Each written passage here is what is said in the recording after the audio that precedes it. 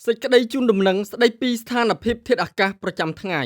បើយោងតាមក្រសួងធនធានទឹកនិងឧតុនិយមដែលបានជូនដំណឹងនៅថ្ងៃទី12ខែធ្នូនេះបានឲ្យដឹងថាសម្ពាធទាបដែលកើតនៅសមុទ្រចិនខាងត្បូងមានឥទ្ធិពលខ្លាំងលើរបបខ្យល់មូសុងអេសានដែលបក់លើអាងទន្លេមេគង្គសមុទ្រកម្ពុជាសមុទ្រអាន់ដាម៉ាន់និងលើព្រះរាជាណាចក្រកម្ពុជាដែលស្ថានភាពបែបនេះនឹងធ្វើឲ្យចាប់ពីថ្ងៃទី12ដល់ទី14ខែធ្នូឆ្នាំ2025មានលក្ខណៈដូចតទៅ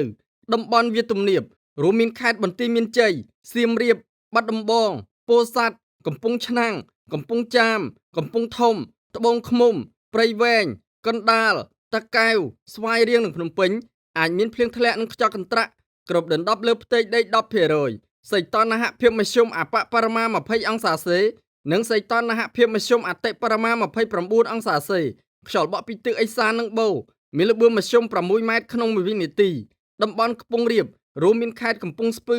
ប៉ៃលិនឧត្តរមានជ័យព្រះវិហារស្ទឹងត្រែងជួរភ្នំដងរែកនិងតំបន់ជួរភ្នំក្រវាញ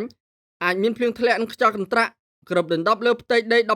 15% ដោយឡែកខេត្តក្រចេះរតនគិរីមណ្ឌលគិរីពុំមានភ្លៀងធ្លាក់នោះទេហើយសីតុណ្ហភាពមធ្យមអបបរមា16អង្សាសេនិងសីតុណ្ហភាពមធ្យមអតិបរមា28អង្សាសេខ្យល់បក់ពីទិសឦសាននិងបូរមានល្បឿនមធ្យម5ម៉ែត្រក្នុង1វិនាទីតំបន់មាត់សមុទ្ររួមមានខេត្តកោះកុងព្រះសីហនុកំពតកែបនិងជួរភ្នំបូកគោអាចមានភ្លៀងធ្លាក់និងខ្យល់កន្ត្រាក់គ្របដណ្ដប់លើផ្ទៃដី 10% សីតុណ្ហភាពមធ្យមអបបរមា20អង្សាសេនិងសីតុណ្ហភាពមធ្យមអតិបរមា30អង្សាសេខ្យល់បក់ពីទិសឦសាននិងអាគ្នេយ៍មានល្បឿនមធ្យម5ម៉ែត្រក្នុង1វិនាទីរលកសមុទ្រមានកម្ពស់មធ្យមអបបរមា0ម៉ែត្រ50សង់ទីម៉ែត្រនិងកម្ពស់មធ្យមអតិបរមា1ម៉ែត្រ25សង់ទីម៉ែត្រអាស្រ័យដូចបានជម្រាបជូនខាងលើសូមសាធារណជនទទួលជ្រាបជាព័ត៌មាន